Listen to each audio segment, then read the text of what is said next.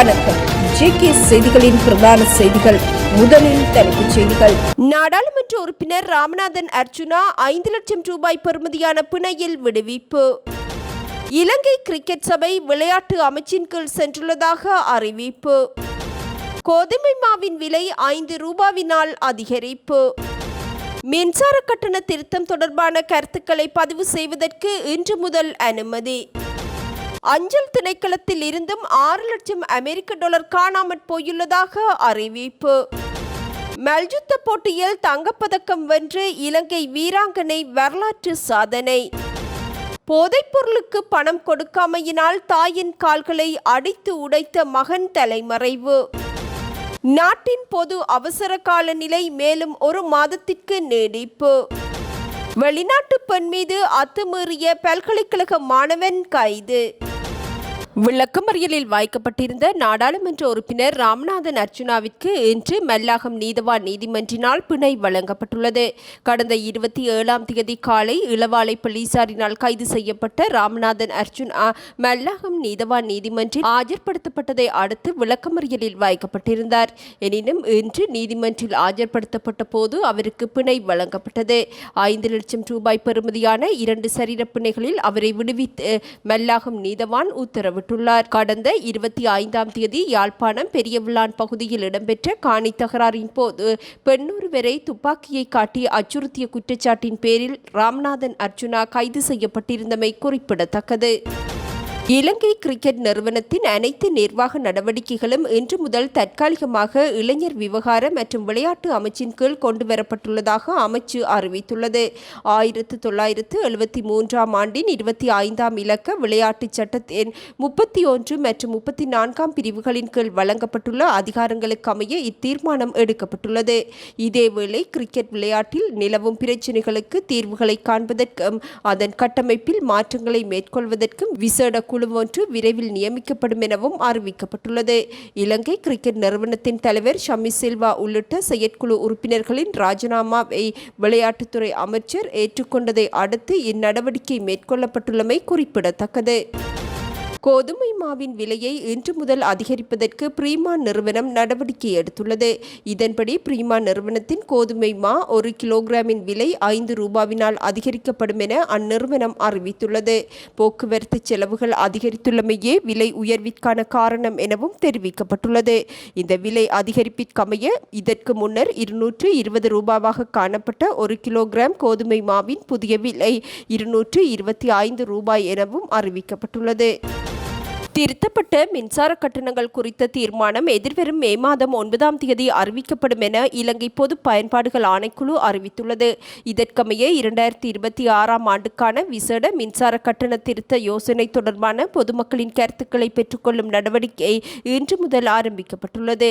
உலக சந்தையில் எரிபொருள் விலை அதிகரித்துள்ளமையினால் 2026ஆம் ஆண்டின் 2வது மற்றும் 3வது காலாண்டுக்கான மின் உற்பத்தியுடன் தொடர்புடைய திருத்தப்பட்ட செலவு மதிப்பீட்டை தேசிய முறைமை செயற்பாட்டாளர் தனியார் நிறுவனம் கடந்த ஏப்ரல் 27ஆம் தேதி பொது பயன்பாடுகள் ஆணைக்குழுவின் அனுமதிக்காக சமர்ப்பித்திருந்தமை குறிப்பிடத்தக்கது. கட்டண திருத்தம் தொடர்பான ஆவணங்கள் இன்று வெளியிடப்பட்டுள்ள நிலையில் ஆர்வமுள்ள தரப்பினர் இது குறித்து தமது எழுத்துமூல கருத்துக்களை மே மாதம் 6ஆம் தேதி வரை சமர்ப்பிக்க முடியும் என்பதுடன் வாய்மூல கருத்து தெரிவிப்பதற்கான அமர்வு கொழும்பு பண்டார்நாயக்க சர்வதேச மாநாட்டு மண்டபத்தில் நடைபெறும் எனவும் அறிவிக்கப்பட்டுள்ளது. கருத்துக்களை தபால், மின்னஞ்சல், வாட்ஸ்அப் அல்லது தொலைநகல் மூலம் அனுப்ப முடியும் என்பதுடன் வாய்மூல கருத்து தெரிவிப்பதற்கு முன்கூட்டியே பதிவு செய்தல் அவசியம் எனவும் அறிவிக்கப்பட்டுள்ளது.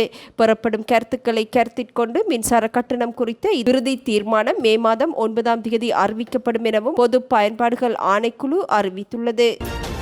இலங்கை அஞ்சல் திணைக்களத்தினால் அமெரிக்க அஞ்சல் சேவைக்கு வழங்கப்பட்ட பணத்தில் மேலும் 6 லட்சம் அமெரிக்க டாலர் காணாமற் போனமை குறித்து பாரிய விசாரணைகள் ஆரம்பிக்கப்பட்டுள்ளதாக அமைச்சரவை பேச்சாளர் அமைச்சர் நலிந்த ஜெயதீச தெரிவித்துள்ளார். அமைச்சரவை முடிவுகளை அறிவிக்கும் வாராந்த ஊடக சந்திப்பின் போதே அவர் இதனை குறிப்பிட்டார்.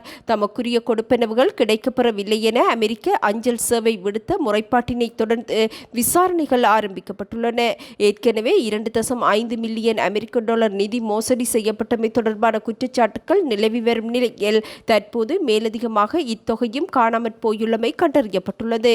திரைசேரிக்கு சொந்தமான 2.5 மில்லியன் அமெரிக்க டாலர் நிதி மோசடி செய்யப்பட்டமை தொடர்பாக குற்றப்புலனாய்வு திணைக்களம் நீதிமன்றில் முதற்கட்ட ஆதாரங்களை சமர்ப்பித்துள்ளது. இச்சம்பவத்துடன் தொடர்புடையவர்கள் என சந்தேகிக்கப்படும் 5 அதிகாரிகளுக்கு வெளிநாடு செல்லவும் நீதிமன்றம் தடை விதித்துள்ளது. இந்நிதி மோசடியின் பின்னணியில் உள்ள ஏனைய நபர்கள் மற்றும் இதன் வலையமைப்பு குறித்து குற்றப்புலனாய்வு திணைக்களத்தினர் மேலதிக விசாரணைகளை முன்னெடுத்து வருவதாகவும் அமைச்சரவை பேச்சாளர் அமைச்சர் நலிந்த ஜெயதிச தெரிவித்துள்ளார். போதைப்பொருள் வாங்குவதற்கு பணம் கொடுக்க மறுப்பு தெரிவித்தமையினால் தனது தாயின் கால்களை தடியால் அடித்து உடைத்த மகன் தொடர்பிலான தகவல்கள் வெளியாகியுள்ளன. கேகாலை தேவலகம பகுதியைச் சேர்ந்த 20 வயது இளைஞர் ஒருவர் போதைப்பொருள் வாங்குவதற்காக தனது தாயிடம் 5000 ரூபாய் கோரியுள்ளார். எனினும் அவ்வளவு பணம் தன்னிடம் இல்லை என தாயார் தெரிவித்த நிலையில் ஆத்திரமடைந்த இளைஞர் தடியினால் தாயின் 2 கால்களையும் சரமாரியாக தாக்கியுள்ளார். இந்நிலையில் கொடூர தாக்குதலில் பெண்ணின் 2 கால்கள் முறிந்த நிலையில் அயலவர்களால் மீட்கப்பட்டு குறித்த பெண் கேகாலை பொது வைத்தியசாலையில் அனுமதிக்கப்பட்டுள்ளார். எவ்வாறாயினும் இத்தாக்குதலை நடத்திய குறித்த பெண்ணின் மகன் சம்பவ இடத்திலிருந்து தலைமறைவாகியுள்ள நிலையில் சம்பவம் தொடர்பில் வழக்கு பதிவு செய்துள்ள போலீசார் மேலதிக விசாரணைகளை முன்னெடுத்துள்ளனர். இளம் தலைமுறையினர் இடையே வேகமாக பரவி வரும் போதைப்பொருள் பழக்கம் உறவுகளையும் மனிதாபிமானத்தையும் சீரழிப்பதற்கு இச்சம்பவம் கசப்பான சான்றாக அமைந்துள்ளதாக சமூக ஆர்வலர்கள் விசனம் வெளியிட்டுள்ளனர். நடைமுறையில் உள்ள பொது அவசர கால நிலையை மேலும் 1 மாதத்திற்கு நீடித்து ஜனாதிபதி அனுரகுமார திசாநாயக்க விசேட வர்த்தமானி அறிவித்தல் ஒன்றை வெளியிட்டுள்ளார். ஜனாதிபதியின் செயலாளர் கலாநிதி நந்திக்க சனத்குமார் நாயக்கவின் கையொப்பத்துடன் இந்த அதிவிசேட வர்த்தமானி அறிவித்தல் வெளியாகியுள்ளது.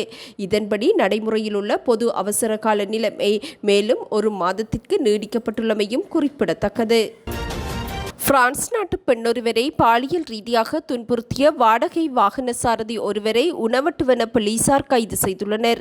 பாதிக்கப்பட்ட வெளிநாட்டு பெண் சம்பந்தப்பட்ட வாடகை வாகனத்தில் பயணித்துக் கொண்டிருந்த போதே இச்சம்பவத்திற்கு முகம் கொடுத்ததாக முறைப்பாடு செய்யப்பட்டுள்ளது. இதன்படி கைது செய்யப்பட்ட 25 வயதுடைய சந்தேக நபர் பல்கலைக்கழக மாணவர் என்பதும் விசாரணைகளில் கண்டறியப்பட்டுள்ளதாக போலீசார் தெரிவித்துள்ளனர். இச்சம்பவம் தொடர்பாக குறித்த இளைஞர் கைது செய்யப்பட்டுள்ளதுடன் அவரது வாகனமும் பறிமுதல் செய்யப்பட்டுள்ளது. சம்பவம் தொடர்பில் உணவட்டுவன போலீசார் மேலதிக விசாரணைகளை முன்னெடுத்துள்ளனர். சீனாவில் நடைபெற்று வரும் 6வது ஆசிய கடற்கரை விளையாட்டுப் போட்டிகளில் இலங்கையை பிரதிநிதித்துவப்படுத்திய விமானப்படை வீராங்கனை நிபுணி வசனா தர்மதாச தங்கப்பதக்கம் வென்று பெருமை சேர்த்துள்ளார். மல்யுத்த போட்டியில் பெண்களுக்கான 50 கிலோகிராம் எடைப்பிரிவில் போட்டியிட்ட அவர் இறுதிப் போட்டியில் பலம் வாய்ந்த வியட்நாமிய வீராங்கனையை தோற்கடித்து இந்த வரலாற்று வெற்றியை பதிவு செய்துள்ளார். 2026ஆம் ஆண்டு நடைபெற்று வரும் ஆசிய கடற்கரை விளையாட்டுப் போட்டி தொடரில் இலங்கை வென்றுள்ள முதலாவது தங்கப்பதக்கம் இதுவென்பதும் குறிப்பிடத்தக்கது. விமானப்படையைச் சேர்ந்த இந்த வீராங்கனையின் சாதனைக்காக விளையாட்டுத்துறை அதிகாரிகள், சக வீரர்கள் மற்றும் பொதுமக்கள் என பலர் தமது வாழ்த்துதல்களை தெரிவித்து வருகின்றனர். இத்துடன் இன்று எமது பிரதான செய்திகள் நிறைவடைகின்றன. நமது அடுத்த பிரதான செய்திகளை நாளை எதிர்பாருங்கள். வணக்கம்.